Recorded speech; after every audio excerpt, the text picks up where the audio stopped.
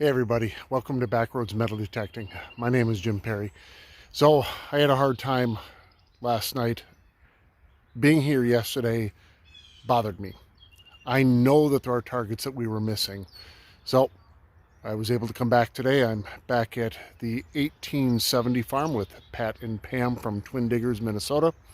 And I decided I was going to try something completely different.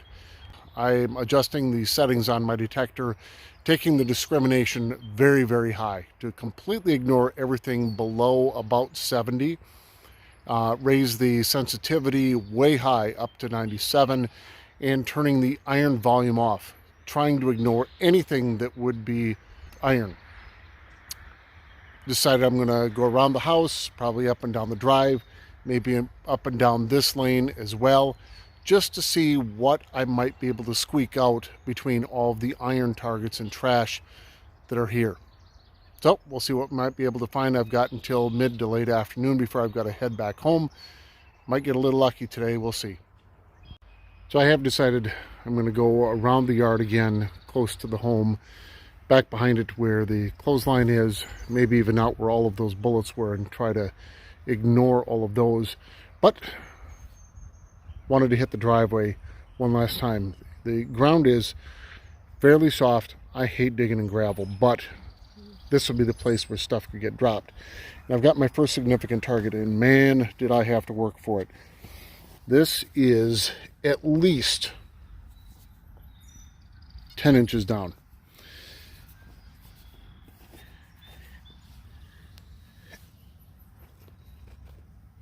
And this is what we've got.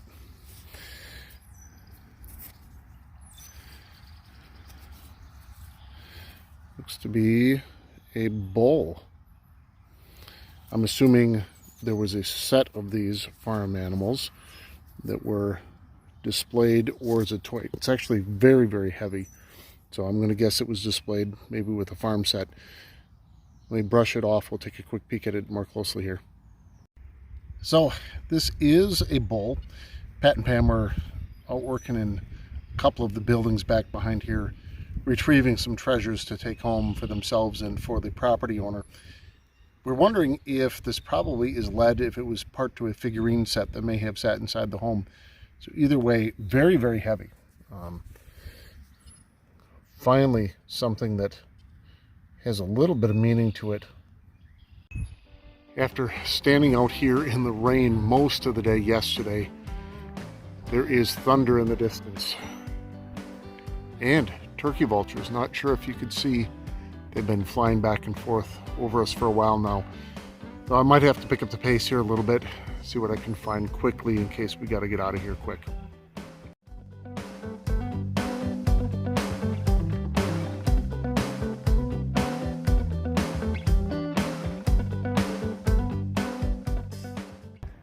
So Pat, Pam, and I have been digging nothing but bullets in this front yard.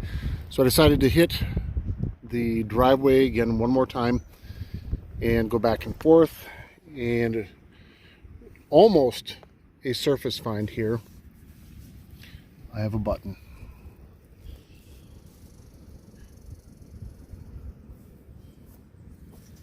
And it is military. Oh my gosh. That is crazy. Let me brush this off real quick and carefully. Oh my goodness, I'm still shaking. This is my first, I'm assuming, real military button. I've got it brushed off very, very carefully. I don't want to do anything more to it as I'm afraid of damaging it. The back is completely intact. I can't believe it didn't get destroyed sitting here in this driveway. It does say Waterbury on the back. I'm not sure if it says anything on the bottom part of it there. So I have reached out to a couple people for information on this to see what it might actually be and from which war. Very, very excited about this one. Oh my gosh.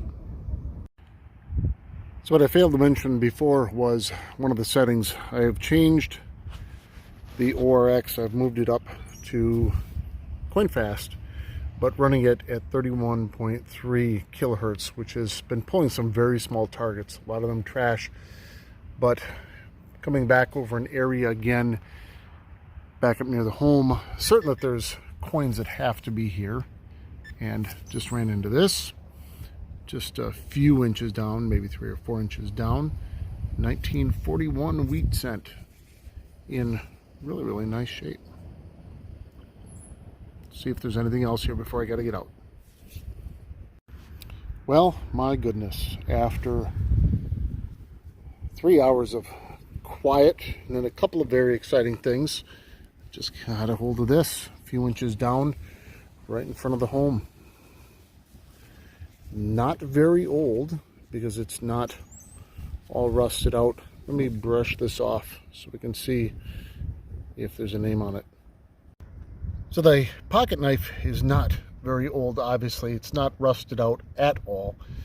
And it seems odd because it was down, I would say 4 or 5, maybe even as much as 6 inches. And this property has been abandoned and no one has been here for at least 12 years now, it sounds like. I have a hard time believing that this wouldn't be at all rusted. And with that, I am going to call it a day. I've been here about 5 hours with Pat and Pam. I've got my finds all set up to take a quick look at before I got to get out of here. So I really wish I had changed my settings yesterday on my detector. Today was an amazing day. Really not very many finds, but I am more than thrilled with one of them. A bucket lister and a first ever for me. So I've got what I think is probably a lead bull that was a figurine that was probably part of a display in the home here. I have a wheat cent, 1941, always happy with those. The pocket knife that I really am not sure how it did not corrode. And then, find of the day, bucket lister, first ever, a military button. I'll be doing more research and reaching out to a few more people for information about that later on tonight.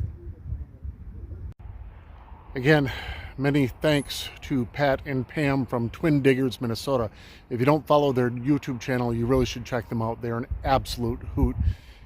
Absolutely had a blast here with them the last couple of days. As always, thanks for joining me again today. Hope to see you again soon.